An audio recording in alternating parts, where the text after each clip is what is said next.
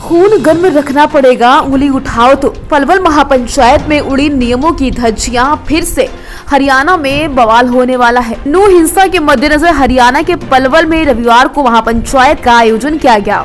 प्रशासन ने इसी शर्त पर इजाजत दी थी कि भड़काऊ बयानबाजी नहीं होगी, लेकिन वहां पर तो नियमों की धज्जियां उड़ गयी। हरियाणा के पलवल में रविवार को महापंचायत का आयोजन किया गया, जिसमें भड़काऊ बयान दिए गए। महापंचायत में कहा गया, तुम उंगली उठाओ तो हम हाथ काट देंगे। हरियाणा के पलवल जिले के पोंडरी गांव में हिंदू संगठनों की ओर से रविवार को महापंचायत का आयोजन हुआ। पंचायत करने की इजाजत एक शर्त पर दी गई थी कि भड़काऊ नफरती बयानबाजी नहीं होगी, लेकिन ऐसा संभव ना हो सका। पंचायत के दौरान पुलिस की चेतावनी को पूरी तरीके से नजरअंदाज करते हुए धमकी दी गई। बैठक में धारदार हथियार उठाने का आह्वान किया गया। सरकार के हथियारों के लाइसेंस जारी करने की मांग की गई। महापंचायत में कहा गया, तुम उंगली उठाओगे तो हम हाथ काट देंगे। अब इस तरीके की बयानबाजी सोशल मीडिया पर वायरल हो रही, लोगों में क्या माहौल बनेगा। महापंचायत में करीब 5000 लोग इकट्ठा हुए। भड़काऊ बयानबाजी 5000 में से अगर 5 लोग भी जहर बोने का काम करेंगे तो सोसाइटी में क्या इमेज बनेगी। इस दौरान हरियाणा के गौरक्षक दल के नेता आचार्य आजाद शास्त्री ने भड़काऊ विवादित बयान देकर माहौल को गर्म कर दिया। उन्होंने कहा, हमें फौरन सुनिश्चित करना चाहिए कि मेवात में 100 हथियारों के लाइसेंस दिए जाए।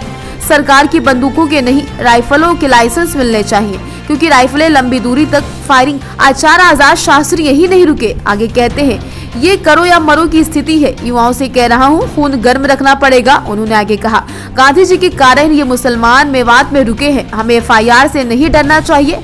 मेरे खिलाफ भी FIR है, लेकिन हमें नहीं डरना होगा, आपको जागना होगा।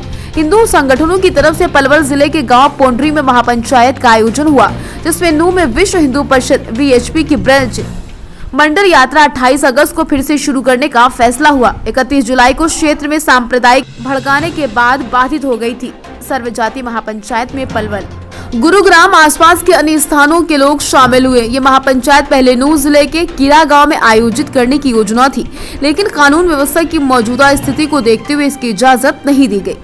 पलवल के पुलिस अधीक्षक मुख्यालय संदीप मोर ने रविवार को बताया, पलवल में कार्यक्रम की इजाजत दे दी गई। नू और पलवल पड़ोसी जिले हैं।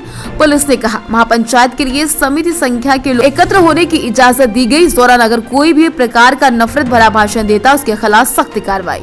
नू में भारी भीड़ की ओर से VHP की यात्रा पर हमले किए जाने की घटना, उसके बाद हुई हिंसा में 2 होमगार्ड और एक नायब इमाम समेत 6 लोग मारे गए थे। इसके बाद से इस तरीके के भाषण की वजह से लगातार लोगों में दहशत व्याप्त है कि इस तरीके से अगर भाषण दिया जाएगा तो इसका असर क्या पड़ेगा।